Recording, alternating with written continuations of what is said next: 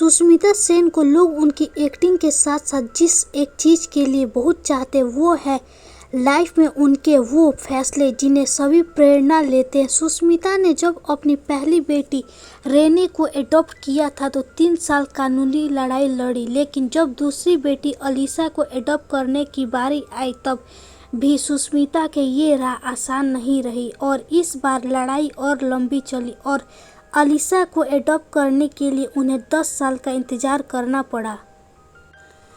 ट्विंकल खन्ना के शो में सुष्मिता ने बताया कि मिस यूनिवर्स के दौरान उन्हें पहली बार एडॉप्शन सेंटर ले जाया गया तो उनकी उम्र सिर्फ 19 साल थी। उन्हें कहा ये दिल तोड़ देने वाला था क्योंकि मैं वहां सिर्फ तस्वीरें खिंचवा रही थी, लेकिन अंदर से कुछ महसूस हुआ कि ये ठीक नहीं है। मैंने अपनी मौसी और बाकी सब से पूछना शुरू किया कि अगर मैं एडॉप्ट करना चाहूँ तो कितना मुश्किल होगा। सुष्मिता से लोगों ने कहा कि अगर उन्हें ऐसा करना है तो शादी करने से पहले सब कर लेना चाहिए क्योंकि उसके बाद दिक्कत होगी।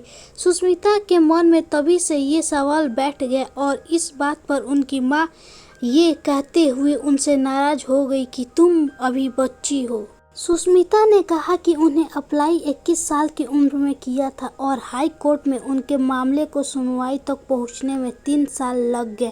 सुष्मिता ने कहा कि जज ने मुझे देखा और कहा कि मेरी प्रैक्टिस के 38 साल में अगर मैंने आज इस ऑर्डर पर साइन किया और तुमने ये काम ठीक से नहीं किया तो तुम और मैं दोनों जिम्मेदार होंगे।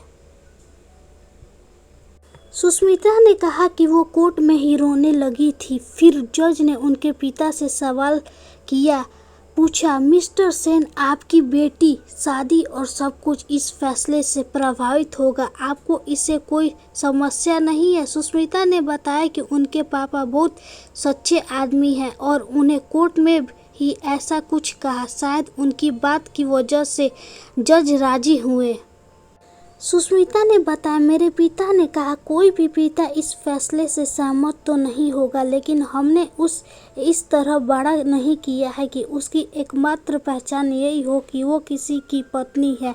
लेकिन एक बात मुझे अच्छे से पता है कि उसने मेरी माँ बनने का फैसला किया है और मेरी बेटी पर मुझे एक बात का यकीन है कि वो अपने फैसले को पूरी तरह निभाती है, वो इसे भी निभाएगी और उसे मेरा सपोर्ट है। उसकी माँ है, उसके साथ पूरा परिवार है। सुष्मिता ने कहा कि जज ने इस फैसला पर मुहर लगाई, उसकी आवाज़ वो कभी नहीं भूल सकती। सुष्मिता ने बताया कि अलीशा को समय एडॉप्ट करने में तो दिक्कत आई, मगर इस बार उन्हें एक अलग लड़ाई लड़नी पड़ी। सुष्मिता ने बताया कि कानून के हिसाब से नियम है कि अगर आप किसी ने एक लड़की को गोद ले रखा है तो उसे दूसरी बार एक लड़का एडॉप्ट करना पड़ेगा। आप दोनों बच्चे को सेम जेंडर के नहीं एडॉप्ट कर सकते हैं।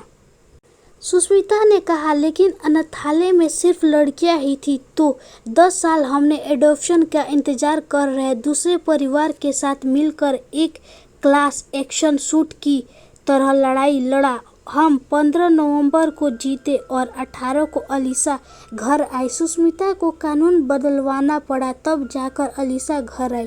फिलहाल इस पे आप क्या कहेंगे कमेंट करके बताएं और ज़्यादा अपडेट के लिए फिल्मी स्टार को सब्सक्राइब कीजिए।